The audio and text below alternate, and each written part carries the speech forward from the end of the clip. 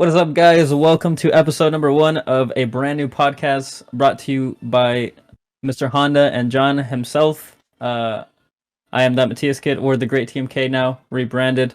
And this is called Compa Talk. We're going to be talking about anything to do with the Qatar World Cup coming up here pretty shortly in 2 weeks. And this is our first episode. So today we're going to cover pretty much the overall basis of what this World Cup will entail, such as the players to watch, games to watch, shockers, dark horses, things like that. So without further ado, let's get started. We're each going to go ahead and just introduce a little bit about ourselves, and I'll go ahead and go first. My name is Matthias. I'm a photographer and videographer outside of Twitch, but I do stream FIFA and a few other games on Twitch. And I've been doing what I do for about 6 to 7 years now, and I'm a big passion. I have a big passion for the great sport of football, and I love it. So yeah, that's a little bit about myself.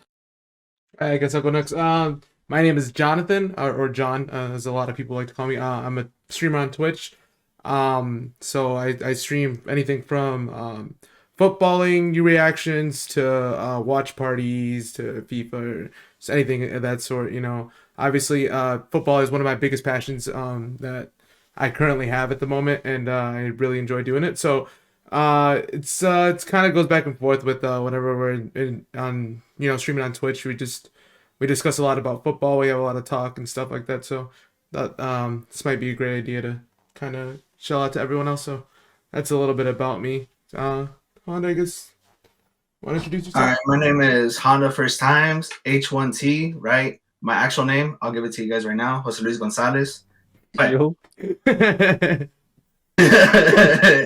way I got into football, it was basically throughout my young age. It wasn't even my dad. It was in school, right?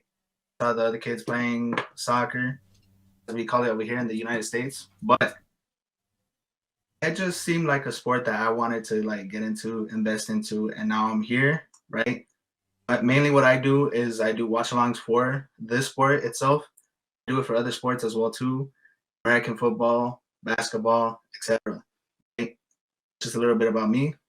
We'll just get into the rest. All right, so I think touching at the point where you said that what got you into football. I think for me it was just essentially for me it was always my dad. Obviously, he played Sunday league, so every single time when we were young we'd go to the park, and that's always every single Sunday we were going to the park because dad's got a football game. So we'd be in the park, playing around. I'd be kicking the ball with my cousins, if not going on the swing sets, as you do as a child. But after that, it was always go home, and La Liga Mexicana was on. You go to my grandma's house. We eat lunch at my grandma's house, and then we'd just be watching football all day long. And then it kind of grew from there. Obviously, I had a little bit of a connection with my dad. Obviously, he kind of introduced me into FIFA, so we would play friendlies and stuff. So that's how we'd spend time. So it kind of just grew on from there. And then obviously just overseeing the development of how much my family genuinely cared about it, from my uncles to my grandparents and everyone. Kind of they just their whole kind of lives kind of revolved around the teams, and staying up to obviously the team that we supported, Leon, wasn't in the first division, so I didn't, as a child, I didn't see them at all on TV, because you never really got the opportunity with the way that the Mexican league structure is. You don't really see that televised over here in the US. But I saw a lot of teams, from America to Chivas, all these, the bigger teams that everyone would kind of just support and stuff like that. So I think when growing up, when we would go to summer, it wasn't really summer school, I guess. It was just more just a place where people would just go in the summer. I mean, I guess it is summer school, but a lot of the kids there would just play a lot of football outside, and we'd just be kicking on the ball. And the little school that we went to had actual nets, so we had whole little games and stuff. So that was always entertaining. So to me, that was what kind of got me into it. And then obviously later on, I just watched a bunch of documentaries on United, and then obviously Chicharito was obviously one of my favorite players growing up. When he went to United, that's how basically I became a United fan. And then from there, obviously the expansion of just paying more attention to everything just kind of got me to where I am today. So that's kind of where I am with football and how I got into it. But Matthias, if you want to, yeah, The story. it's. I mean, I think that's a very kind of common story for a lot of people, though. Like, if you really think about it, I don't know how other people are, but Playing for the footy at La majority, Escuelita.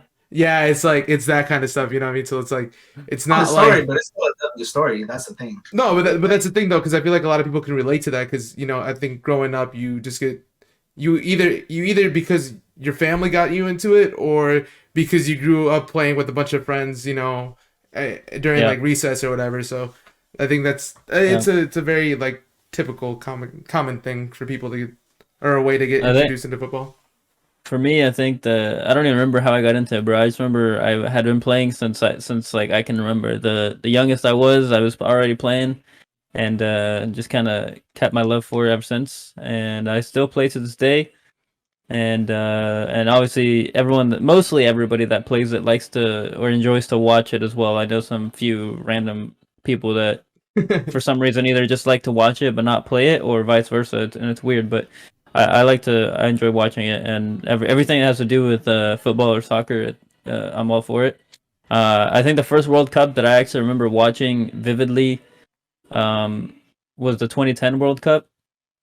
I think I'm 23 now, so I think that's probably the first one that I can actually vividly remember. Before that, I don't remember anything, to be honest. So, um, 2010 World Cup I'm a Mexico fan also, so I'm Mexican, and so I remember that World Cup beating France with the Chicharito goal. W. Honestly, I think that's the reason why I started to grow like a liking for him, was because of that World Cup, just specifically and how much that goal meant, for us to go through. Obviously, that I think that World Cup, I think we all remember for other reasons, because Yeah. that Tevez offside goal, that wasn't that wasn't really helpful for us. Yeah. But yeah, I mean, honestly, Look how like a year difference. Look how a year difference can make, because I'm 24, right? And I can remember 2006 World Cup. Like, see, that's crazy. Like I don't remember any of that. Like I'm 22, so I don't. The yeah, only the best recollection I have is that 2010 one. Like I don't really have anything in terms of I like watch before videos that. and stuff, but I don't vividly remember like myself sitting and watching the '06 World Cup. The latest one I remember is the 2010. Yeah, I think the most like the one that I Maxi watched like every Rodriguez single game. golazo. What's up? That Maxi Rodriguez golazo, right? When he scored that, I was in fucking tears. Like, I was a little kid, right? But I was still in tears, because I was like, we were this close to getting that quinto partido, and Yeah, that. I think for Oh my! me, I think for me, what the point where I got like, I think one of the saddest points for me when watching the national team was when we almost didn't qualify for the 2014 World Cup. Y'all remember when we were about to get knocked out, and if US didn't score that goal against Costa Vividly, Rica? bro, a sporting Kansas City player saved Mexico at the brink.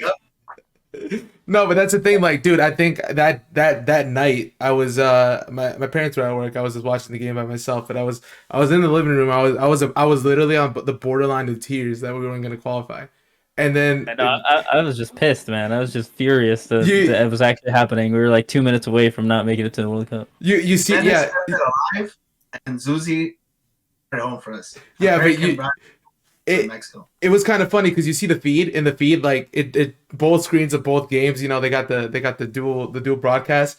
On the other side, you just see the United States score a goal, and then I look up and I'm like, oh, we're going into the repechaje, and I was like, that is crazy. I Bro, didn't. we literally celebrated a USA goal Yeah, like it was our own. that's crazy.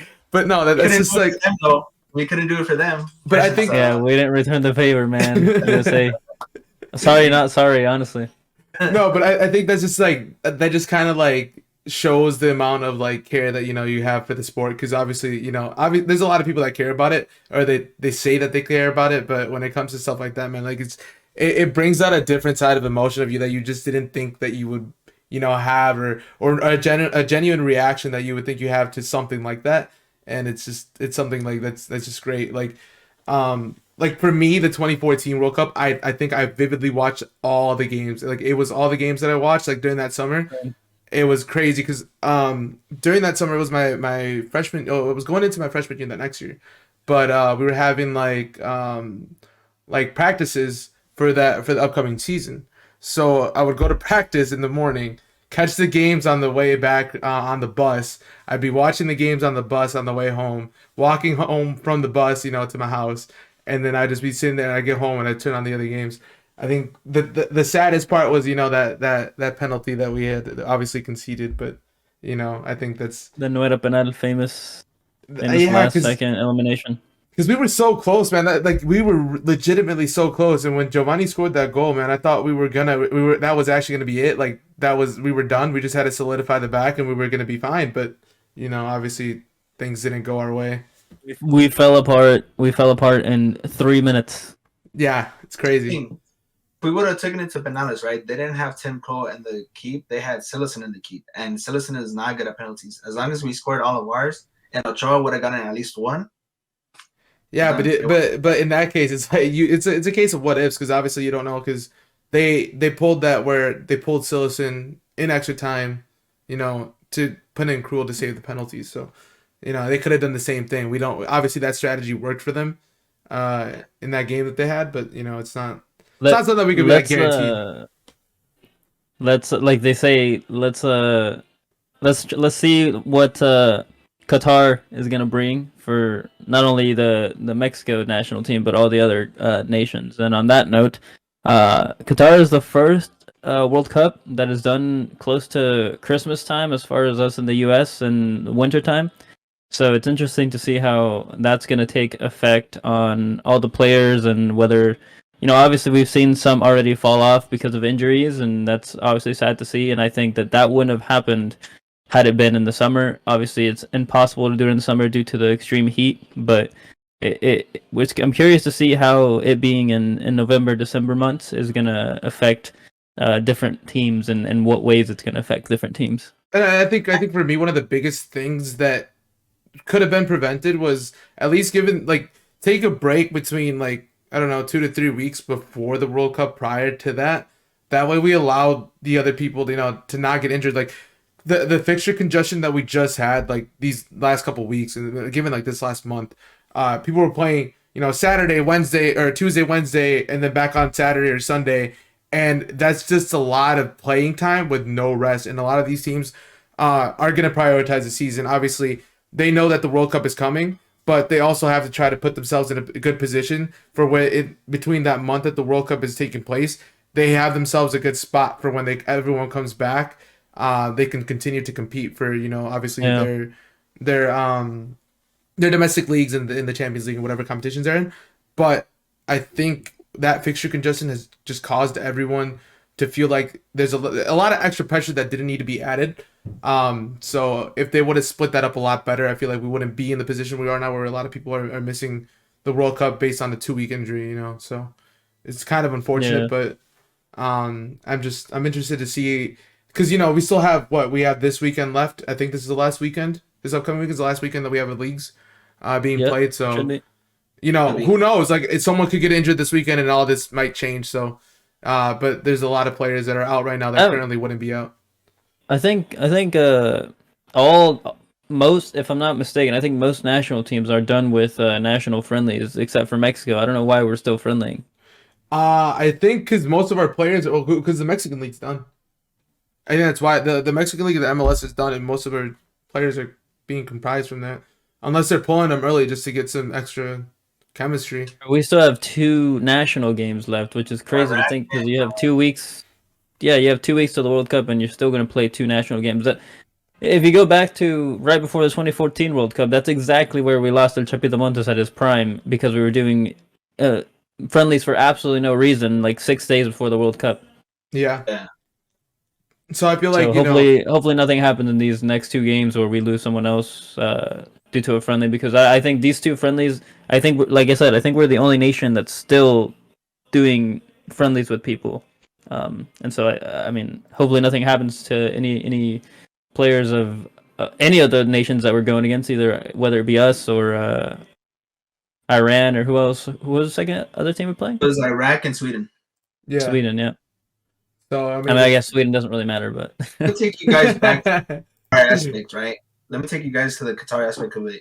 Because after 2010 World Cup, that's when they started like the raffle or something like that for who gets the World Cup. Qatar won it.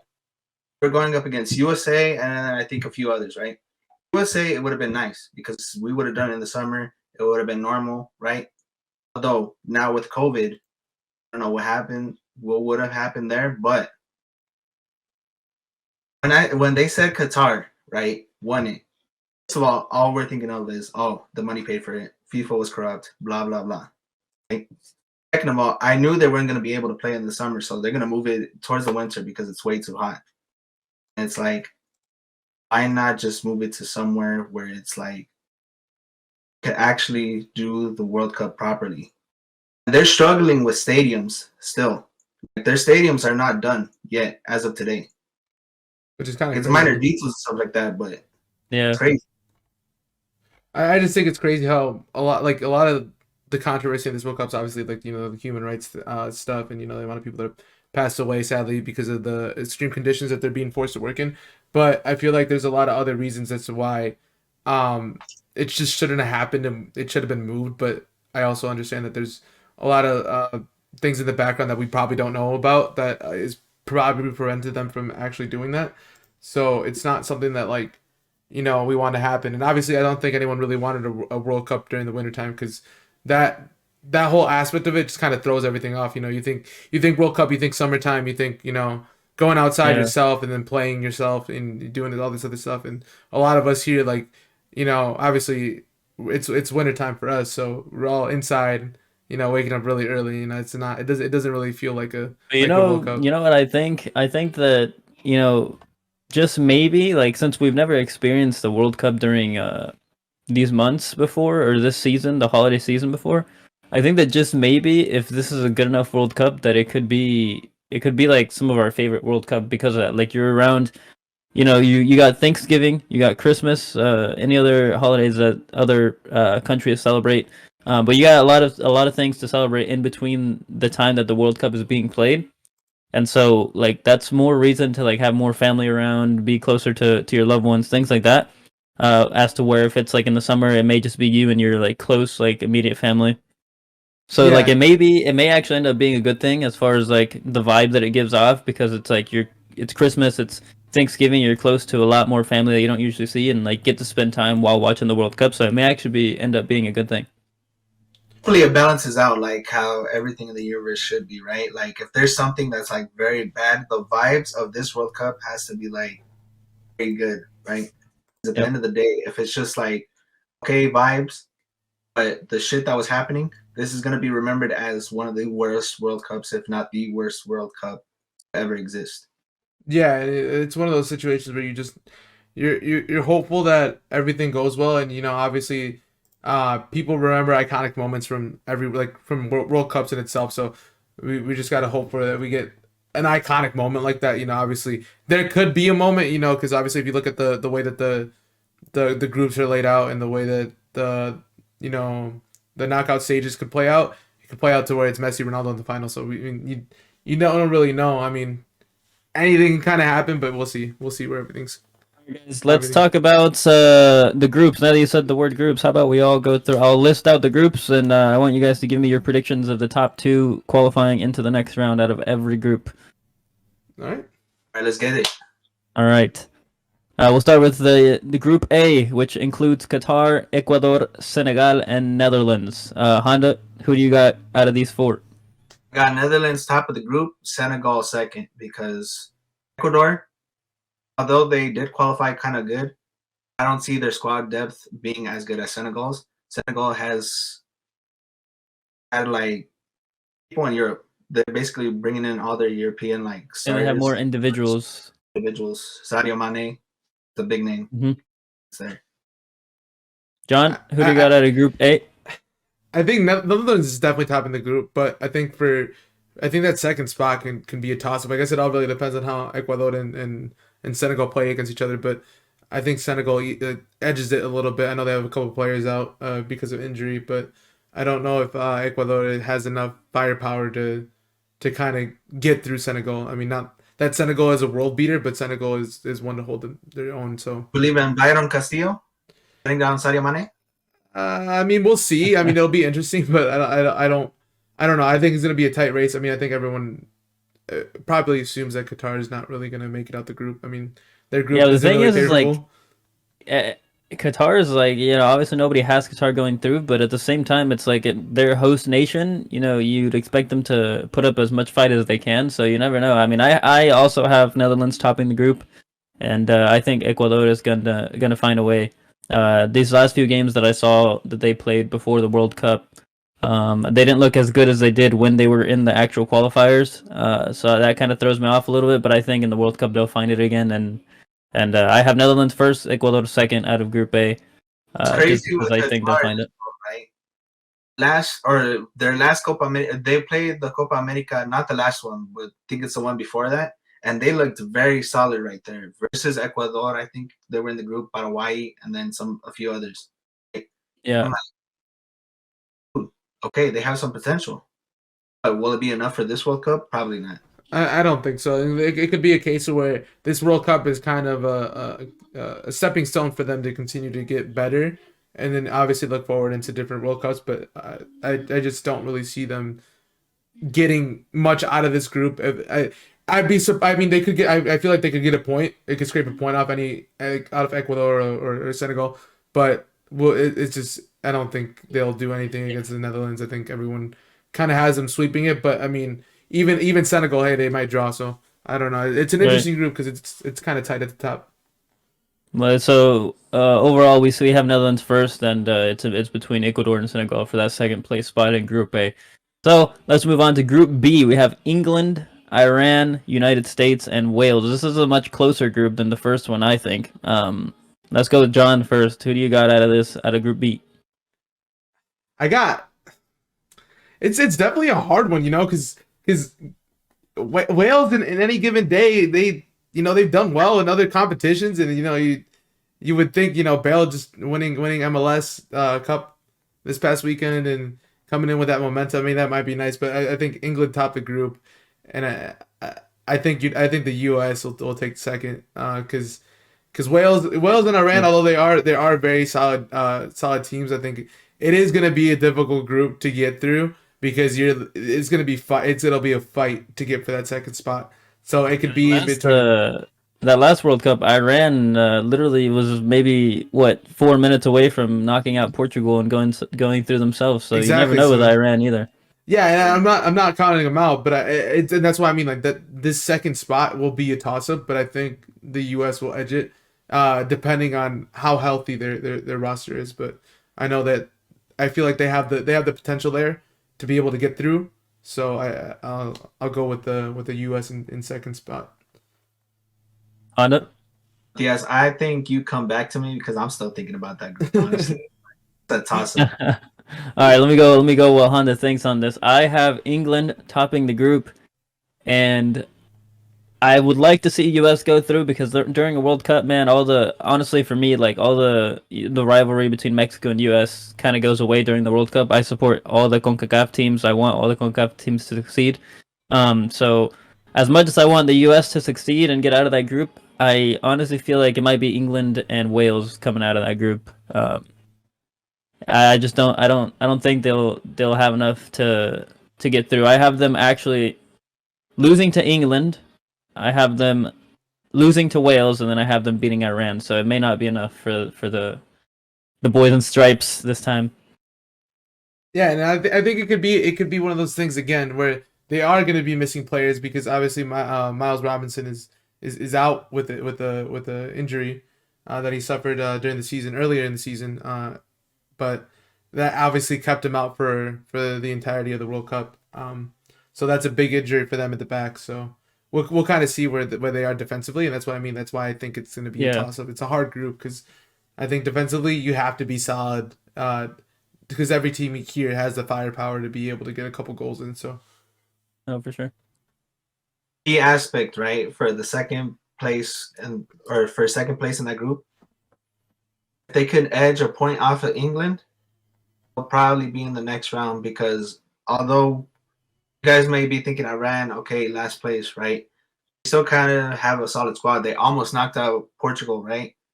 Last World Cup, you said, and they have two strikers who are actually pretty deadly. Taremi from Porto and then Asmun from Bayer Leverkusen.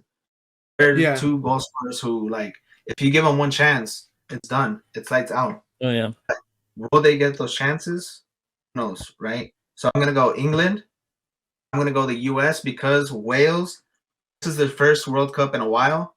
Maybe they're just like getting the rust off. The U.S. has been playing in the World Cups, although they missed out on the last one. They've had World Cups beforehand, so England top, U.S. second, Wales third. Yeah, U.S. knows they have that little chip on their shoulder for missing the last World Cup, so maybe that'll be another motive to influence the guys to do a little bit better. They have that, like I said, they want to get that revenge from missing out on the 2018 World Cup. Pulisic was behind it too. And I think for them though, they're a young team. I mean, they have a lot of younger players coming through. So a lot of the people that were in the process of the 2018 World Cup are no longer there. They're the kind of the older guys, So those guys are kind of phased out. This is a new completely different United States national team, and they've been building towards this, for a couple years now. So obviously we saw it to where, obviously Mexico lost to them 3 times last year, which was not a fun to witness, but they definitely made strides and improved a lot more in their squad. Yeah, and athleticism on them as well too. Like, I think one of our good friends, Wumbo, right? He even said it himself. They have the athleticism. All they just need to do is focus on their footy ability. Then they could be one of the top teams, not just in the CONCACAF, probably in the world as well too. Yeah, if they actually try.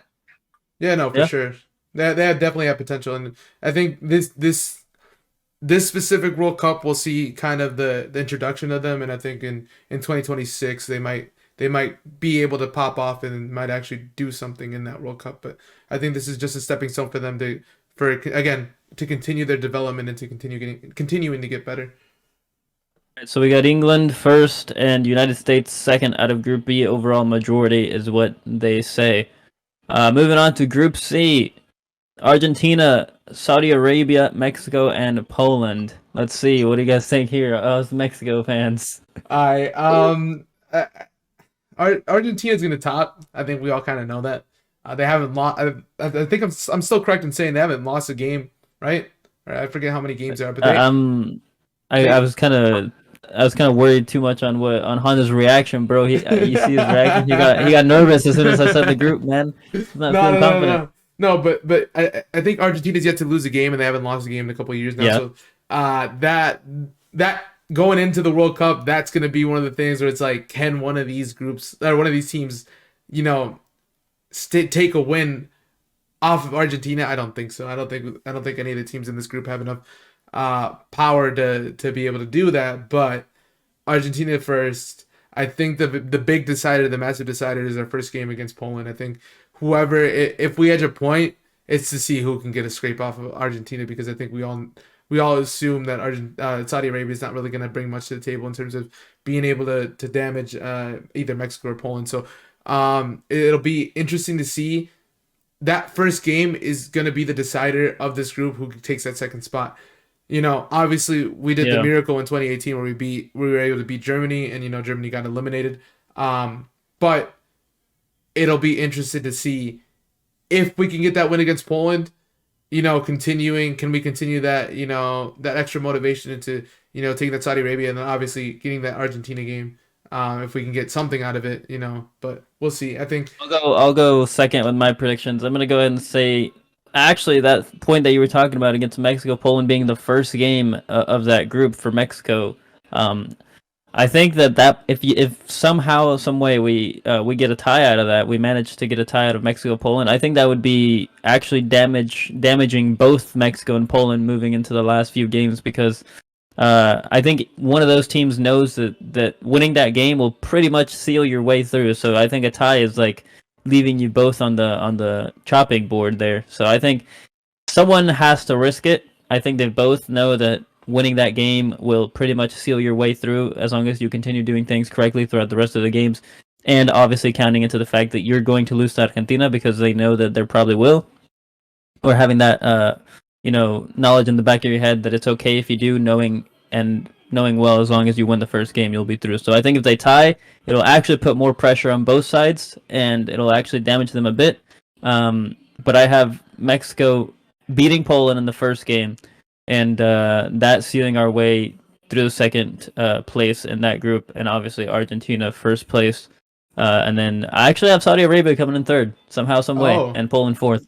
That's interesting. Well, I saw Motors out with an injury. The Brighton midfielder, he's out with an injury, so that's a big blow for them. Obviously, they have Lewa, and that Yeah. is in itself. And I think what's his name? The guy from Napoli, the midfielder Zielinski, he's been playing really well in the Champions League, and he's been showing up for them and been very very consistent for this Yes, season. yeah. So. They got players coming in with good form, but obviously, as you guys know, Mexico hasn't. We haven't really shown much in terms of as a unit. But I think Mexico, if we taking that second game, I think we'll provide a shocker and we'll take second there. It's always hard to predict what Mexico will do in a World Cup because, even if we go back into the 2014 World Cup, I think the process we qualified into the 2014 World Cup, even though this one that would just happened was very bad, and a lot of people say it's the worst team in history, I think that we still somehow qualified easier this time than we did in 2014. 2014, our team was a mess. We were 40 seconds away from not qualifying into a World Cup. Or three. Yeah, we went through manager Three. after manager after manager previous to the 2014 World Cup, and we're like I said, 40 seconds away from not even going to the World Cup. And then come the World Cup, that same team pretty much played and been the closest that we've been in a while to get to that fifth game with that game against Netherlands. And I think we actually played really well that World Cup, and that came literally from a team that was garbage, to be honest. So you never know. It could be the same case. We're playing terrible. We know that we're not good at the moment. We're not the max we can be. But then again, it's a World Cup. It's Mexico. They might play like we've never seen them play before. And I think we'll touch on that point later, but I think that there is reasonings as to believing that we can continue to push forward. Obviously, with Santi Jimenez being on the form of his life, before leaving Cruz Azul, he scored 6 goals, and now in Feyenoord, he's got 6 goals this season. So he's been on fire the past couple months. So we'll see where he's going. I think is he still top of the Europa League for He goal scored. scorers? Yeah, he scored again. So he's tied now at the moment. Yeah, first place, tied. Yeah, for the Europa League top goal scorer, coming off the bench, he's not even starting. Yeah, so. that's off the bench. The other guy he's tied with is a starter, so he plays 20 minutes each match, sometimes less, and he's topping the Europa League with goal scorer. So that says something. I think I don't know why they start that bum ass Danilo, bro. He's So Hannah, how do you think this is gonna play out? Listen, here's the thing. I'm gonna give you guys a little surprise.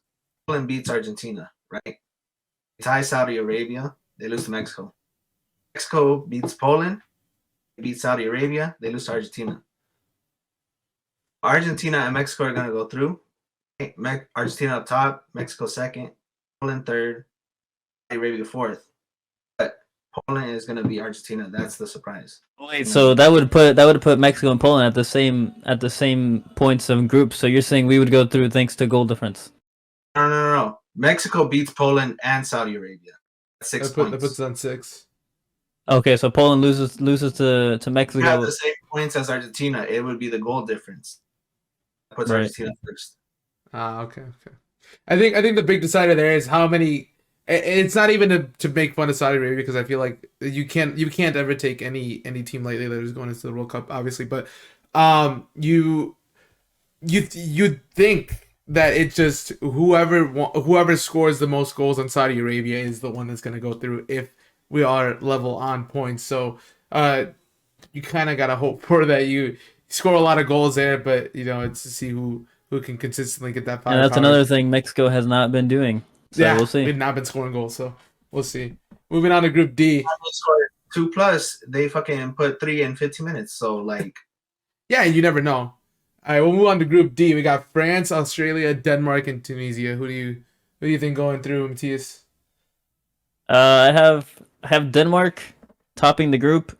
Denmark topping the group. I said France was not the curse of the champions, man. They always find a way to not make it past the group after they win the World Cup. However, I do find it hard, based on the other two teams here, for them to actually not make it through. The past, it's happened, and it's happened because I think there's at least 2 teams that can compete with the champion. in this case, I think Denmark is the only one that can compete with France in this group. So I have Denmark topping the group, and I have France coming in at second. Interesting. What, you don't think Tunisia is gonna?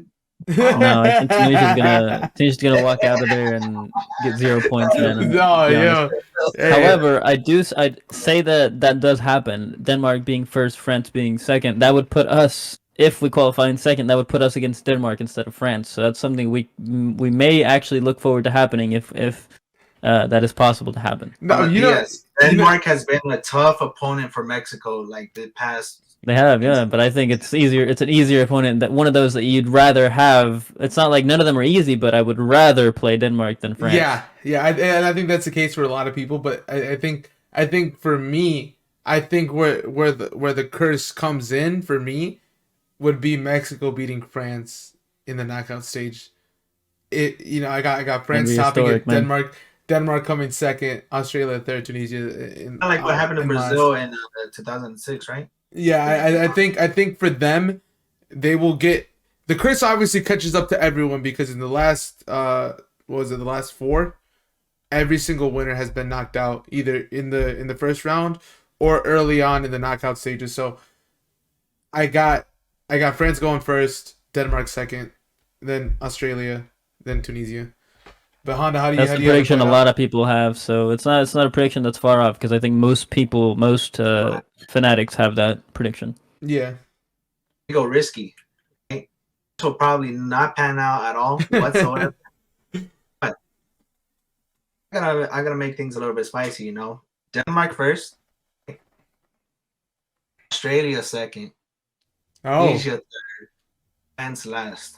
You got France and Poland imploding in that group. Mm-hmm. France imploding. You know, they've done it before. They did it in the 2010 World Cup. They've done it before. It's tough to see, but with this France and the opposing teams, man, I don't see Australia coming in too much, man. I don't see Tunisia doing much. So, I mean, it's a wild prediction, Honda, but I respect it. Prediction. It's risky, but I mean, come on.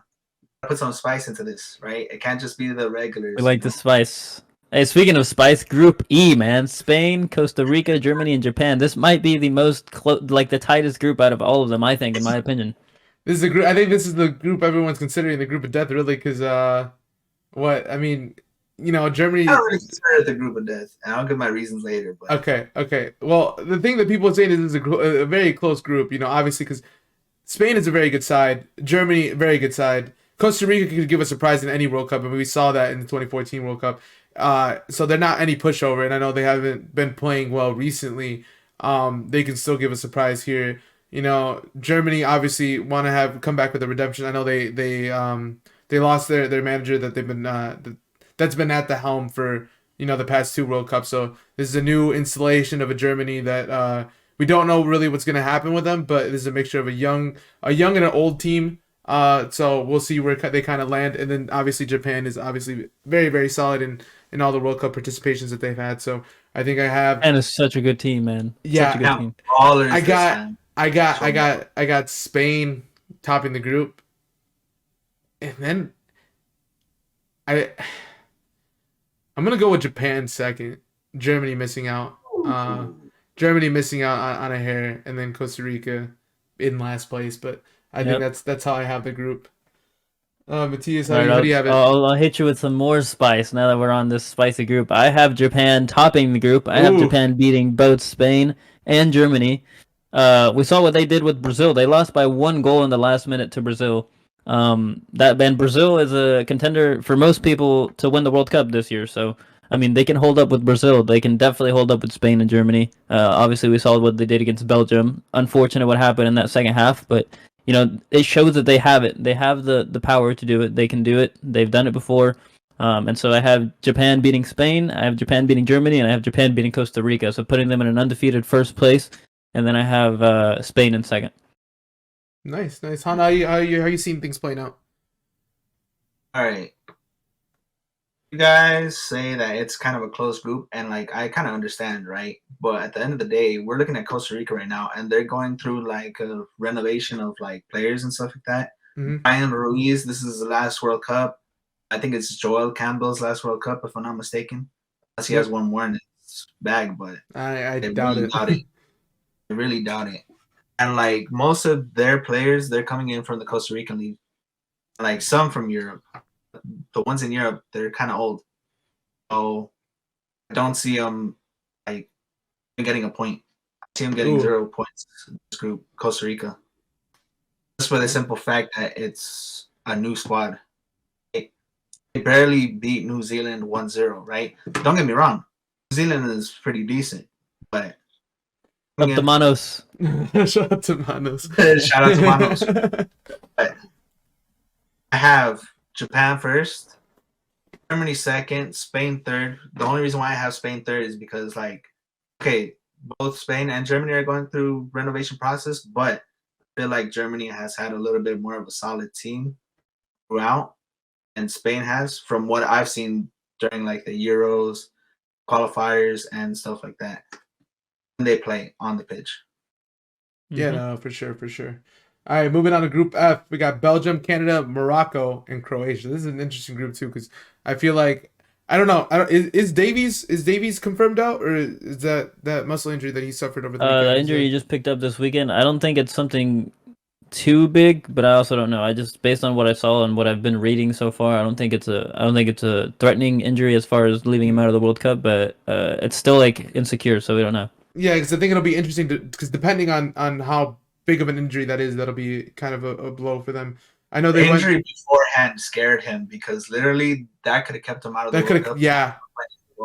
Yeah, and I think they went through the qualification towards the end of the process without him, and I think we saw not really the downfall of Canada, but we saw them definitely take a step back to where they were when they had him there. So I have Belgium topping the group.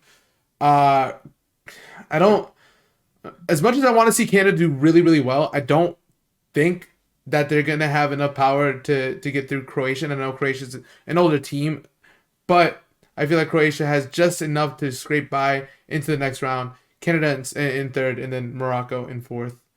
But it's definitely interesting to see. I think for this one, it'll be to see how Canada and Croatia match up, and then that'll kind of be the decider of that group, just to see how those two kind of go against each other, and whoever can edge out there. Similar situations to Mexico and Poland. Yeah, it's between that game, Canada and Croatia. Whoever wins it is going through, and a lot of people have Canada actually as a dark horse of this World Cup. So I mean, if they get past Croatia, they could be a dark horse. Yeah, and but it's gonna be difficult.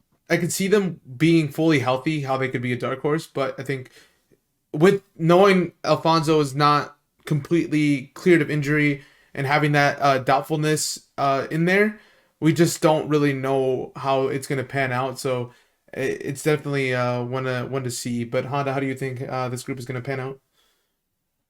I'm going to firstly say, sorry, Leah. Sorry, Colin. Sorry, Bruce. Sorry to all my Canadian friends. But this is Canada's first World Cup coming back in a long time. We're just going to have fun with it, right? I don't see them like Morocco. They've already had one previous World Cup. They were in the group with Iran, Spain, and Portugal, right? Yeah. Did they almost eliminate Spain too?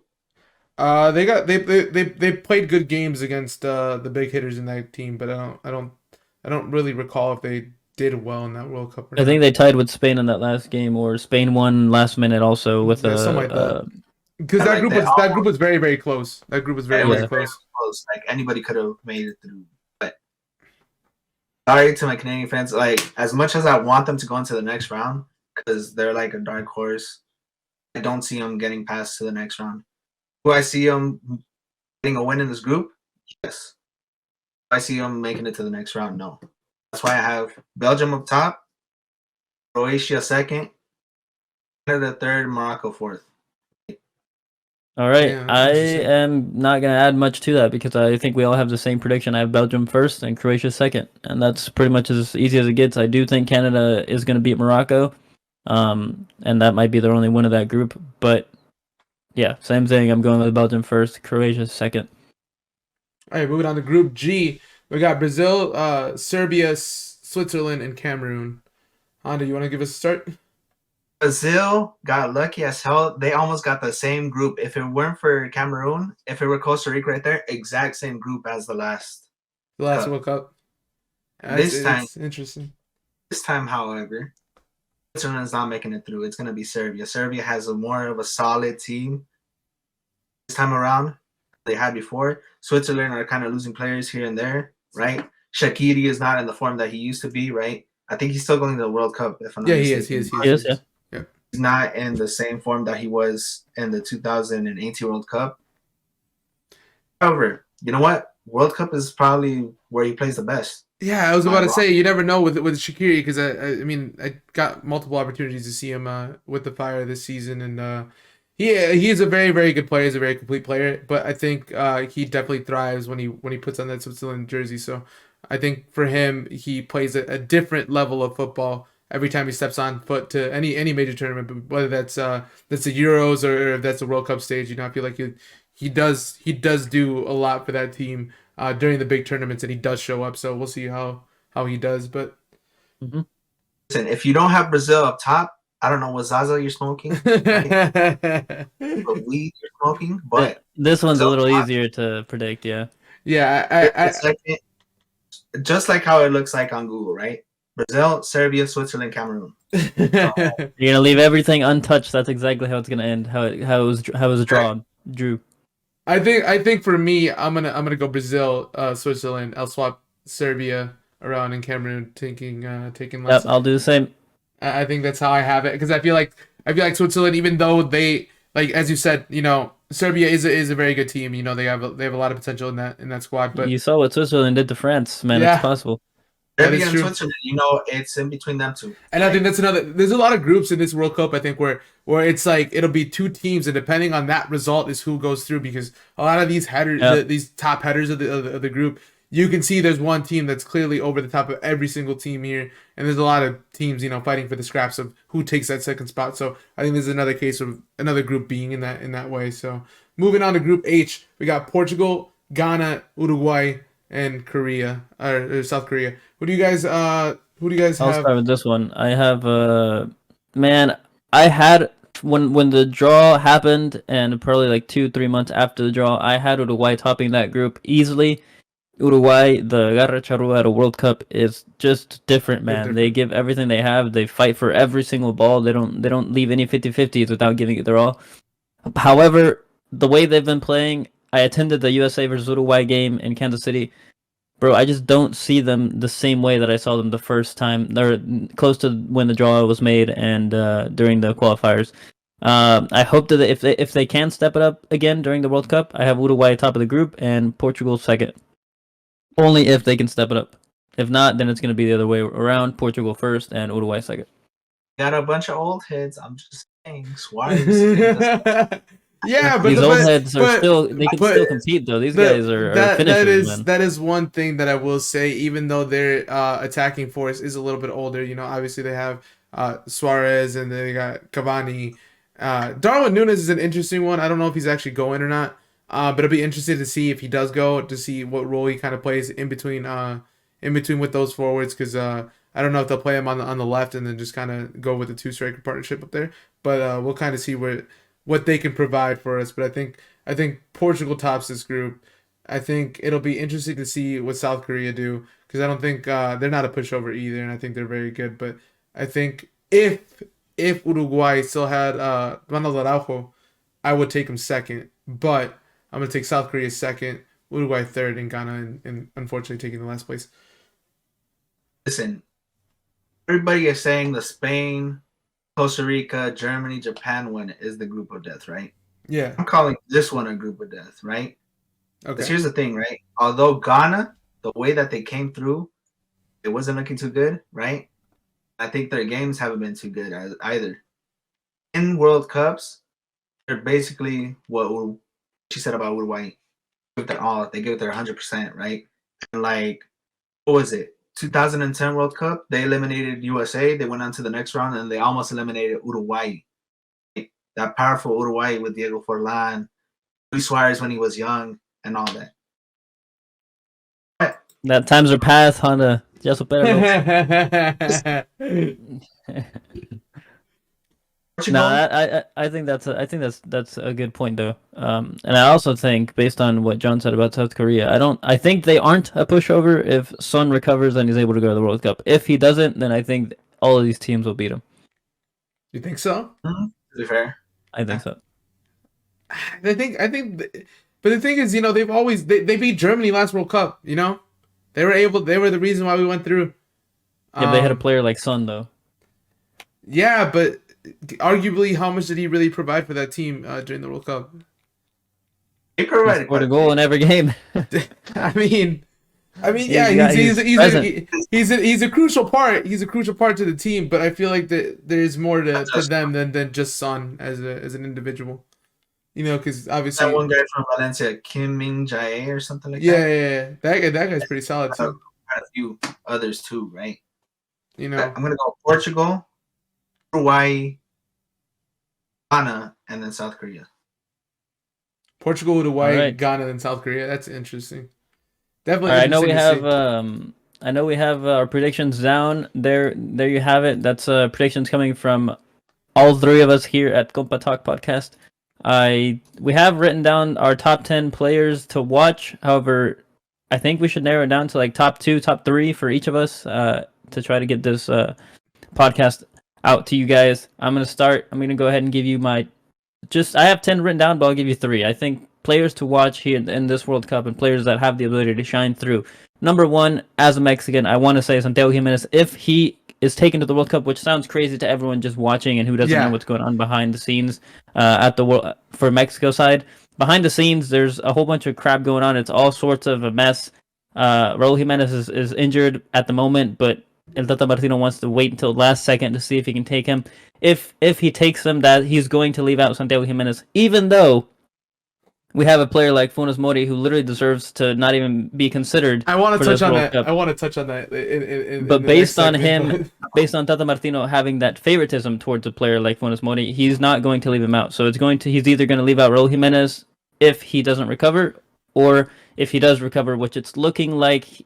Yesterday, he reported back to training with the Mexican team in Spain, so it's looking like he's gonna. And I don't know, man. It's tough, but I do think He's if he goes, he's a player to watch based on his current form. He's the best player we have in form, other than players like Vela and Chirito who aren't considered. But unfortunately, if he doesn't go, man, it's going to be one of the most unbelievable things since that Cuauhtémoc Blanco in that World Cup. I think that was your number one. What do you got? You got any other ones? You got something even as number I one? have I won't touch in as much base, but I do have Mbappe, obviously a player that you're gonna have to watch. He's gonna make a show. He's gonna light up the World Cup. It's just always does. It's hard to avoid the lights when you talk about Mbappe. He's just a player that has it all: pace, finishing. He's got it all for that France team. So he's gonna be one to watch also. And then one of my top is Messi, man. A lot of people have so much expectation put on Argentina being undefeated, Messi winning the World Cup and just solidifying that GOAT status. So I think what Messi does in this World Cup is going to be very, very important. So we'll see. I don't have him ranked, but I think one of the players to definitely watch is Vinny. The reason why I'm highlighting Vinny as a player to watch is because I think if he can continue on the form that he showed at Madrid, obviously with them winning the Champions League, with how he played, how much impact he had on that team, from him becoming a player that wasn't recognized as a world beater, as someone that was just kind of there, knew how to skill, couldn't finish, but which is kind of more of a role player to becoming one of the stars of Real Madrid right now, and becoming what he's become. I think seeing if he can take over the mantle that Neymar is eventually going to leave, whether that is him, taking the reins of that national team and kind of seeing if they can win the World Cup, because there's a lot of people that have Brazil as a heavy favorite to win this World Cup. But I think Vinny is definitely one of the players to watch. I think it'll be interesting to see how Chucky Lozano, if he can carry on, the mantle of a Chicharito to continue to scoring in every single World Cup that he's played in, if he can continue to progress and show that form that we've seen in the past, can he regain that form and subsequently take this World Cup and take that next leap into his career, whether that is a big transfer to another team and stuff like that. And I think I'll do one more, and I think Valverde in his group, to see how much Valverde can impact that team, because at the moment he is the best midfielder in the world. I think, in my opinion, he honestly is. Obviously, there's shots for KDB and stuff, But at the moment, the way that he plays and the way that he's just developed his play style from not only being able to play at center mid to be able to play the wing, come back and defend, all the other stuff that he provides as a player, I think he's a top player, and we'll see that how much impact he will have on that national team if Uruguay can manage to go through, and we'll see how his development is. I agree with that. Uruguay is a complete machine, and I'm gonna be watching him later on, though, right? But I'm gonna go basic bitch, right?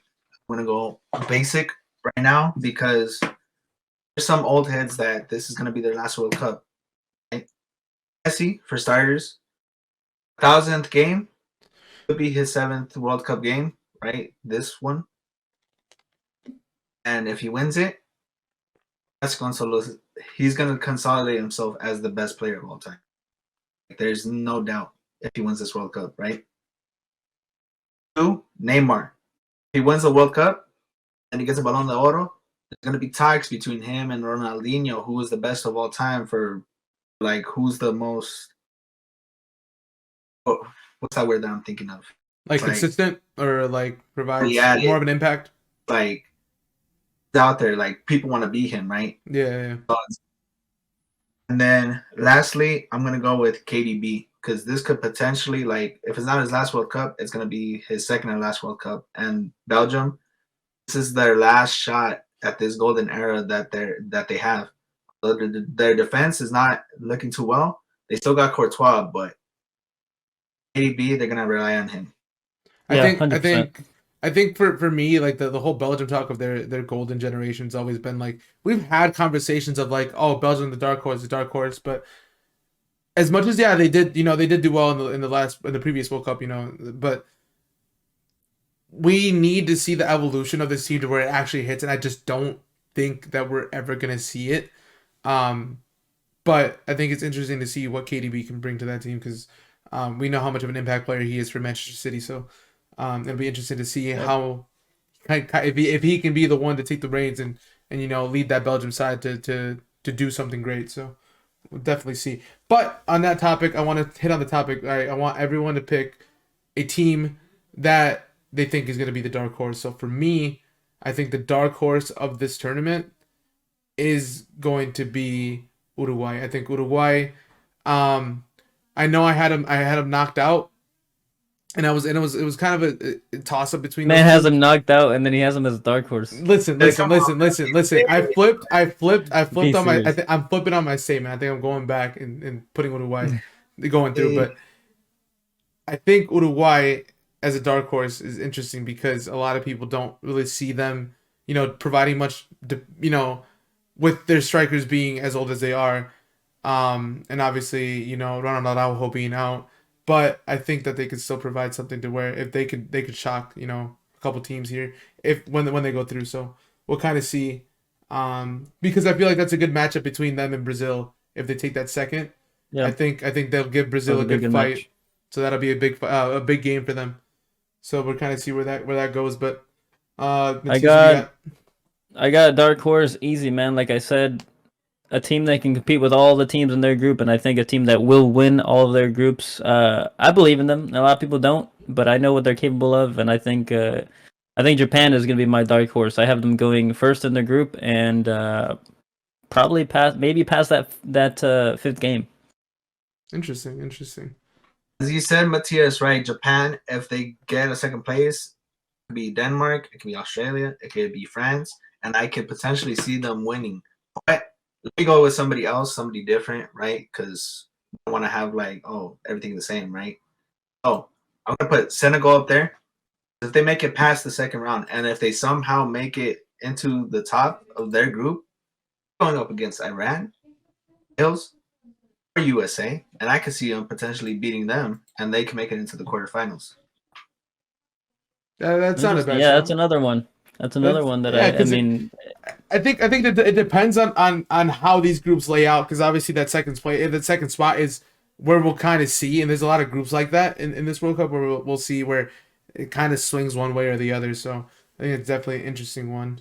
All right, to wrap this up, now that we've extended it quite a bit, I'm gonna rapid fire this question, and I'll start so you guys can kind of think. Give me one shocker scoreline of the World Cup, and I'll start. Mine's easy. I think the shocker scoreline of the World Cup is going to be Mexico versus Argentina, and I have Mexico winning 2-1 against Argentina. That will be the shocker scoreline for me. Damn, Wait, John. you took mine. I think that was gonna be one, but It's all good. You can repeat, copy and paste. I have Mexico beating Argentina 2-1. The only reason I have that is because Mexico is just like, again, a lot of people have it to where, yeah, we're not playing well, but Mexico in World Cups has always had the ability to show up. So I think 2-1, but I'll hit you with another one. I have the US beating England 1-0. I think that'll be a shocker. Right, that game's on Black Friday, right? Yep.